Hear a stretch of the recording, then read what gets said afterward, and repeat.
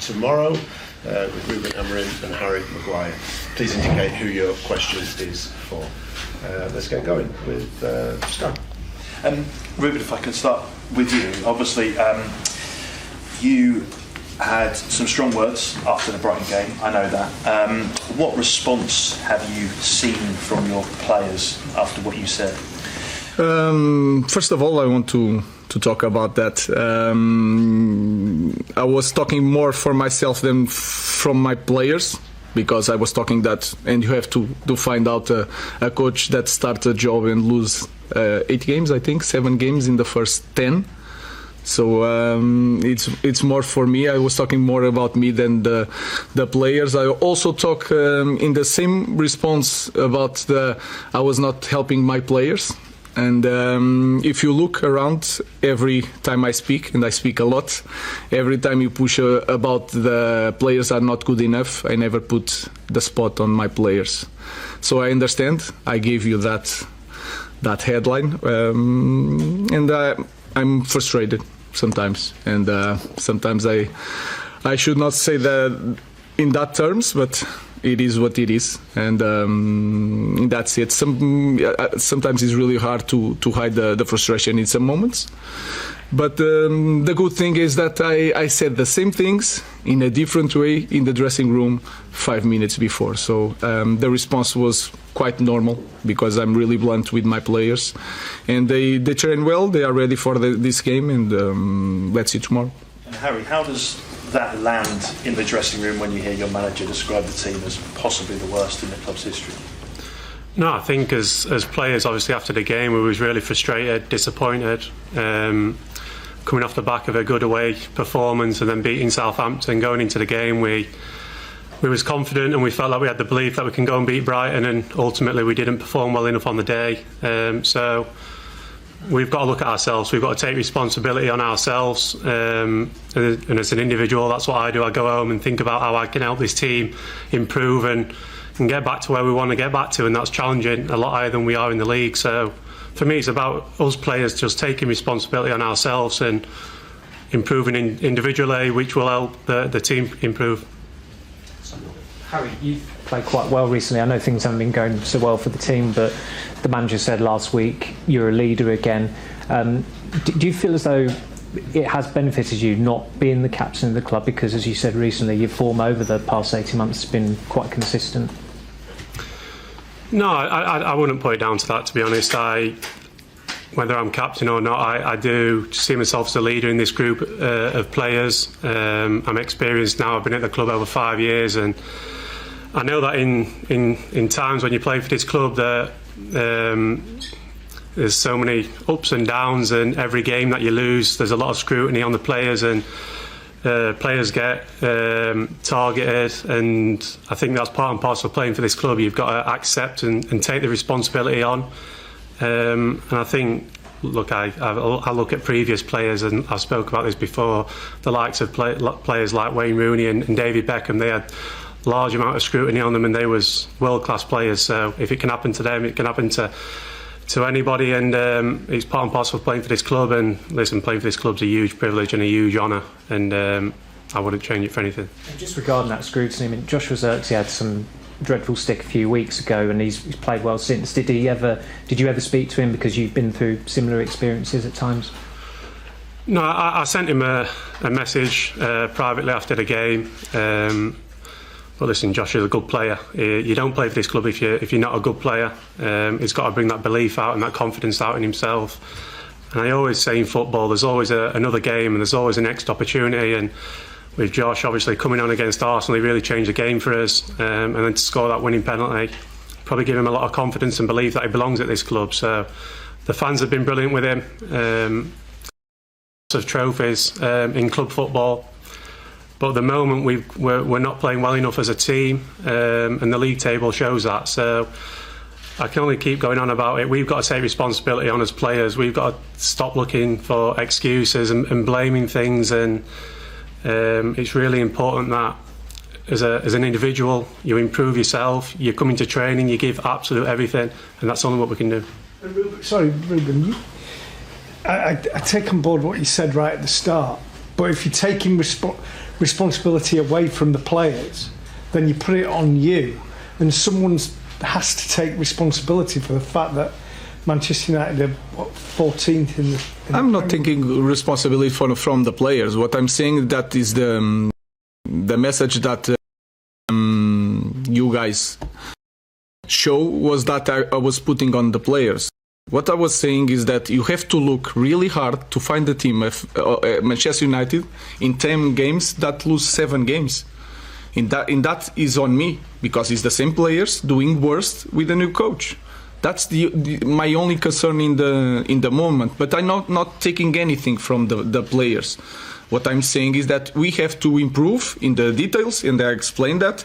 The way we play, we are too nervous with the ball, too nervous, really anxious. And then if you have a little bit experience in this game, when you fall in this type of context, it's really hard to go up, especially when you are a massive club. So that was my only point. It was the best point to do it after that loss in the way I do it. Maybe not, but it is what it is. And I'm like that all the time. So I'm not taking a responsibility from the players.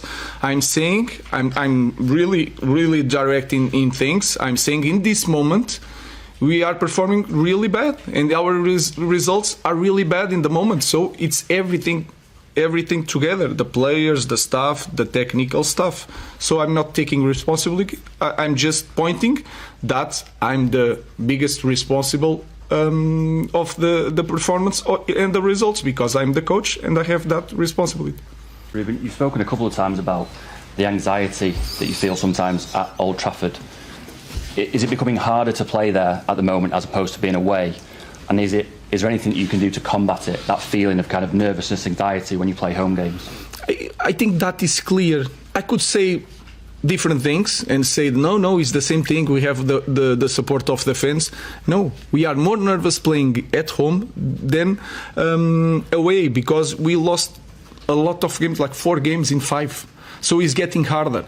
What we can improve, I think, if we don't suffer the first goal, like in the 4th minute, and I remember like it's 4th minute, 10 minutes, 15 minutes, and then it's really hard to calm down the team. So the first thing in my mind is they cannot score. We need to score the first one. If we score the first one, I think that will change, and we will play better at home in the ring. So that's it. I think it's really clear. They're really anxious playing, especially at home. And we are suffering goals, and then it's really hard. So that is getting harder to play at Old Trafford. Jamie. I think you said previously, a couple of weeks back, there's a storm coming, yes? So it's fair to say you're in the storm, yeah? Can it get any worse for you, for this team, in terms of your position, your performances, the results? Can there be thunder and lightning in the storm? I think the most important thing is to think that we can improve right away in the next match, and then it's like that. The football can change like that. We can have a lot of ideas in thinking that it's getting worse for that reason or the other reason. Imagine that tomorrow we don't suffer a goal in the beginning and we score and we play well, and then we go to Fulham and you can win it. That will change even the environment here and everything. So I don't know. What I knew since the first day is that when I arrived and I see it, I knew that changing things, we are going to suffer. For me, it was really clear. But in this moment, I don't want to say that it's going to take a lot of time. It's getting really hard, and you guys are here for a long time, and you get lost after loss. It's really hard for everybody, and I know that. Sometimes I show that frustration, but I don't know. We can change that tomorrow. So may I just ask you both this next question, please? You just mentioned it again then, that you're really nervous. As a player, does that help you to hear your head coach say, you and other players are nervous? No, I think we spoke about the first goal at Old Trafford, and it's not teams are coming to Old Trafford and opening us up and tactically breaking us down. I think anybody who was at the game against Brighton, it was a 50-50 game. It could have gone either way, and we gave them a goal early on, which we knew we had to stop. We spoke about it in the pre-match. So we've got to stop giving away that first goal. That's the first and foremost thing. I think the first goal against Nottingham Forest against Bournemouth was a set play. The first goal against Southampton was a set play. So these aren't things that what are tactically a problem. These are things like you've got to go into the game and be focused and mentally ready to go and win a football matches. And football matches are sometimes defined on small margins, and at the moment we're not getting them small margins because we're not mentally focused enough to make sure that they go our way. So we know things can turn, and like the boss has said, tomorrow's an opportunity for our players to go out there, put on a performance and get the win, and then go into Sunday. But yeah, of course, we take each game as it comes, starting with tomorrow, and tomorrow's another opportunity for us to make sure that we move on from Brighton and put things right. I didn't say I was nervous.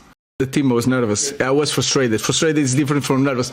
And if you say it's good for the players to see the coach frustrated, maybe not. But I didn't say I was nervous. You're saying your players are nervous. We are nervous. Yeah. As a team, because it's always we. Does that help the team? Important players that from Rangers that don't play, and we have to know the new players to understand the way they play. With the fullbacks are really high on the pitch. They have talented to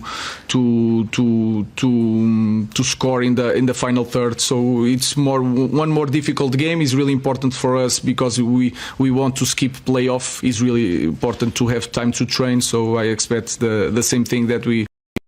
With the last games, a really tough match, a lot of physicality, with also the fans from Rangers making some noise. So we are prepared. Our fans are prepared. We want to win. Just one last one from Scotland. Ruben, if you don't mind. In many ways, the situation at Rangers just now mirrors the situation at Manchester United. A lot of turmoil on and off the park. Are you aware of what's been going on in Rangers? Same idea of the fans being upset at lack of success, and do you feel for their coach, Philippe Clement? It's really hard. These massive clubs, and Rangers won a lot. I think it's the club with more titles in Europe. So it's really hard in these moments for any coach in any club. But I hope to improve my team before, especially tomorrow. So I feel the pain of the Rangers coach. Okay, we'll leave it there. Thank you. Thank you. And Statman Dave, how are we all doing this Very good. lunchtime? Still good? Yeah, okay, brilliant. Right, we're going to start with Manchester United. Said a minute ago, it could be a very busy period over the coming weeks. Let's go live to the club's training ground and speak to our reporter, Ben Ransom. Ben, great to see you. So much to discuss, but let's start with Marcus Rashford. What's the latest? Yeah, we saw Marcus Rashford training today with the rest of his teammates. Obviously, his representatives have been very clear that he's been working really hard in training, and we saw him today out there on the training pitch. But, as we know, he's not been involved in Manchester United's squads in the last few games. Ruben Amorim taking him out, and the suggestion is he's going to have to work his way back in to that starting lineup. And, of course, all the noise continues about whether he's still going to be here when the transfer window closes. Now, what we do know is that Marcus Rashford's representatives have been out in Europe speaking the clubs. We know that yesterday they were in Lisbon speaking to representatives of Barcelona about a move there. Now, the noises from Barcelona at the moment is that their priority is to re-sign players, that they need to get their PSR regulations, their financial fair play regulations sorted before they can think about incomings. So what that means is it's a bit of a wait and see situation with them. We also know Borussia Dortmund have approached Manchester United about the terms it would take to agree to a loan deal for Marcus Rashford for the rest of the season. But there's an understanding, I think, that the finances there might make that difficult. So it'd be fascinating to hear from Ruben Amorim today whether there's an update on Rashford's situation, whether we can expect him to be involved in that Europa League game against Rangers tomorrow night at Old Trafford. Yeah, just wonder as well, Ben, if there's going to be an update on Alejandro Garnacho. It feels like he's a wanted man at the moment by Napoli, maybe even Chelsea as well in the Premier League. Do you think we could see him leave the club this window? Yeah, Garnacho was out training with his teammates today, and it's a similar situation in the sense that the beauty of this deal from a United's point of view, if someone's able to match their valuation of the player, is that it would be pure profits against their PSR commitments, I suppose. So because he's come through the academy, if they can get anything between 50 and 60 for him, that can go into the pot for United to strengthen. So what it would do is open up a number of options for them potentially to be able to bring players in, because of, obviously, as we know, PSR for United, like many clubs in the Premier League, making transfer dealings very tight in this window. Now, as we understand it, Napoli and Chelsea both interested in Garnacho. Napoli, our colleagues in Sky Italy have been telling us, are looking to do a deal at around €50 million. United looking for something like £55 million. So you can tell, obviously, there is a discrepancy there in the valuations. Clubs need to come a little bit closer, I think, for that deal to be done. Say the finances involved could be something that unlocks United's ability to sign any players in this January window and bring them in to help strengthen Ruben Amorim's squad.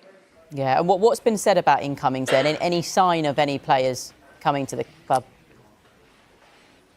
Well, I suppose the closest sign is the fact that we've seen photos of the Manchester United Director of Football Negotiations, Matt Hargreaves, out in Milan. He's been speaking with Lecce representatives about Patrick Dorgu. Now, he's a left back. He's a player that United value at around 25 to 30 million pounds. Now, Lecce want a bit more than that, and I think our understanding is that if they don't edge up on that valuation, edge up on that potential offer, then no deal will be done in this window. But you can see why United are looking to strengthen in the fullback positions. Left back, left wing back, an area where Ruben Amorim, the club, have identified they would like to bring a body in if they can. At that sort of money as well, when you consider what I've just been saying about the Garnacho potential deal going out, that's the sort of money that is feasible. But obviously, still plenty of way to go on that particular deal. And we also know that United are exploring options across a number of positions. We've spoken many times about whether this squad is suited as it stands to the sort of football, the style of football that Ruben Amorim wants to play. So hopefully the Manchester United manager, who's been quite honest, I think it's fair to say, in recent weeks, hopefully he'll give us a little bit of an insight into where they are with some of those deals when we speak to him. As you can see, the press conference room well set here at United's Carrington training ground, and we'll be expecting to hear from the Manchester United manager and alongside him Harry Maguire from around 1:15 this afternoon. I look forward to hearing from both of them. Ben, thank you very much. Guys, we'll get on to the sort of potential outgoings in a moment, talking about the likes of Rashford and Garnacho. But Dan, just on, he was talking there about, you know, the need for sort of a number of positions really, but it's pretty obvious that they need to bring a left back in this window. Yeah, for Amorim's system, they don't really have players that are fit for that role. They've got players that can play on the left-hand side, but I wouldn't say any of them are natural left wing-backs. And then obviously there's been issues with fitness as well around some of those players. They're not going to be able to make wholesale changes in this window. January is never a great window to do that anyway. But I think they're going to have to prioritise. And it seems like Amorim has prioritised left wing back. You could argue there's other areas that need filling as well, but I think it's pretty clear from watching Manchester United that they don't have anyone that's fit for purpose in that role right now. So making a new signing there is what he's decided is the priority. And just sort of listening to what Ben was saying there about Rashford and Garnacho, who are both, you know, training today, does it feel now that it is Garnacho who's most likely to leave in this transfer window after all this talk about Marcus Rashford? Yeah, I think because Rashford's deal will probably be more complex, but it's interesting to see that the wingers are the players that are being linked with moves away, knowing that, you know, the Antonys, the Rashfords and the Garnachos are the players that you thought, mainly Garnacho and Rashford, that you think that they would, you know, mould the team around because of what they've done in previous years. But it's clear that United are really trying to get behind what Amorim's trying to do with his system. You know, he's mainly used to 2-10s. You know, they've got Mount, they've got Eriksen, Kobe Mainoo, those players that can play in that position as well. And maybe he's realised that those wingers aren't mainly suited to that position. Doesn't work in the 10, doesn't work when they're playing wing back. So it makes sense for them to move them on. And I think Garnacho's move is probably easier to do. Well, Dave, this morning on Good Morning Transfers, we spoke about, I suppose, United's point of view and where Alejandro Garnacho could sit if he stayed there. But tell us why Napoli want him.